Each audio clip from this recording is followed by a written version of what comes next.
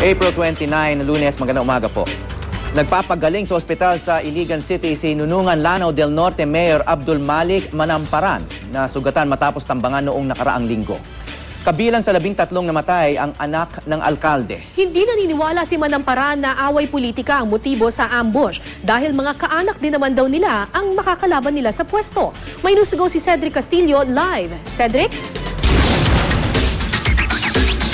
Magandang umaga, Hawi Kara. Bagaman naniniwala raw na rido o laban ng mga angkan ang ugat ng pamamaril o di umano'y pang-aambush sa kanyang convoy nitong nakaraang linggo, ay sinabi sa GMA News ni Nunungan Lanao del Norte Mayor Abdul Malik Manamparan na wala raw siyang balak na maghiganti.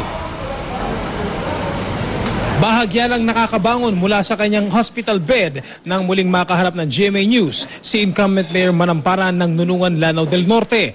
Patuloy na nagpapagaling sa ospital sa Iligan City ang alkalde kasama na ang iba pang mga nasugatan matapos ang pang-aambush sa convoy ni Manamparan noong isang linggo na ikinamatay ng 13 katao. Nitong weekend, sumailalim sa operasyon ng alkalde at doon daw nakuha ang mga piraso ng bubog at bakal mula sa likod ng bahagi ng kanyang ulo.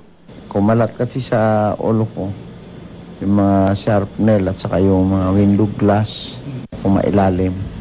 Kaya ginawa, bali naoperahan siya at tinanggal yun at lininisan. Paniwala ni Manamparan, walang kinalaman sa pagtakbo niya bilang vice-alkalde ang nangyaring pang-aambush. Ayon sa alkalde, imposibleng mga katunggali niya sa darating na eleksyon ang nasa likod ng pag-atake dahil puro mga kaanak din naman daw nila ang mga makakalaban sa pwesto. Suspetsya ni Manamparan, isang pamilya na matagal nang kabanggaan ng kanyang angkan ang posible raw na nag-utos sa pamamaril, pero tumanggi si Manamparan na pangalanan ito. Ayon sa alkalde, taliwas sa definisyon nila ng rido, higit na karumal-dumal daw ang nangyaring ambush sa convoy ng kanilang campaign rally. Hindi bababa sa 7 minor de edad ang kabilang sa mga nasugatan at namatay sa pamamaril. Mas masawal pa. Discriminate killing nangyari.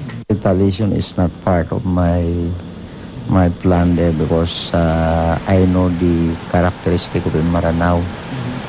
You can never solve a problem by creating another problem. Hawi Kara, hanggang sa ngayon ay hindi pa rin pinapayagan ng Lanao del Norte PNP ang media para ilabas yung listahan ng mga suspect na pinanilo o yung hinihinala ng mga nasa likod ng pamamaril. At sa ngayon daw ay naglunsad na rin sila ng manhunt. Samantala patuloy ding inaalam ng mga otoridad kung ang nangyaring insidente ay election related o hindi. Hawi Kara? Cedric, sa tingin ng pulis dyan, anong magiging epekto sa eleksyon? Yeah, Hawi, yun yung very crucial kung bakit inaalam nila kung ito ay election related o rido. Isa sa mga pahayag natin kay Mayor Manamparan, kung siya daw ang tatanungin, hindi daw dapat na matuloy yung nabanggit ng COMELEC na baka posible o pinag-aaralan daw na mailagay sa area of immediate concern itong kanilang lugar dahil hindi naman daw siya election related. Pagdating naman sa seguridad, nabanggit sa atin ng PNP at na maging ng Armed Forces of the Philippines ay tinitiyak naman daw nila na magiging secure yung lugar. Sa katunayan, nag-deploy na raw ng aabot sa 100 soldiers itong army natin para mag-secure doon sa bayan ng Nunungan dito sa Lanao del Norte, Hawi. So, Cedric, kahit nangyari itong trahedyang ito, hindi pa rin siya area of concern ng police? Yes, Hawi, it is something na kino-confirm pa natin hanggang sa ngayon sa COMELEC. Noong nakaraang weekend ay may mga lumabas na reports galing sa COMELEC na pinag-aaralan na raw kung isasama ito sa pagiging area of immediate concern para sa darating na elections. That is something na we have yet to verify sa COMELEC. At again, nabanggit nga natin, mismong si Mayor Manamparan ay naniniwala na hindi daw dapat dahil hindi naman election related yung di umunoy pang-aambush sa kanilang grupo, Hawi.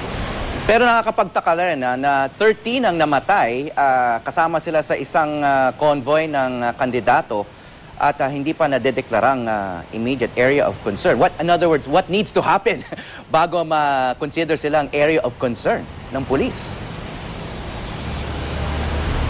Yeah, perhaps that is something we should ask Comelec, Howie. At yung nabanggit mo na figures na yan, 13 ang kumpirmadong patay at 10 yung sugatan. Sa paniniwala nitong si Mayor Manamparan, ay sabi niya, and I quote, masahol pa raw ito sa Rido kasi ang paliwanag niya nga sa atin, pagdating traditionally sa kapag kakaalam daw nila, ang Rido ay between lalaki sa lalaki lang daw at hindi dinadamay yung mga bata at lalong yung mga bata at saka yung mga babae. So ito rin yung pinagtataka nila, bakit naman daw umabot pa o humantong pa sa ganitong kalala yung trahedya, Howie.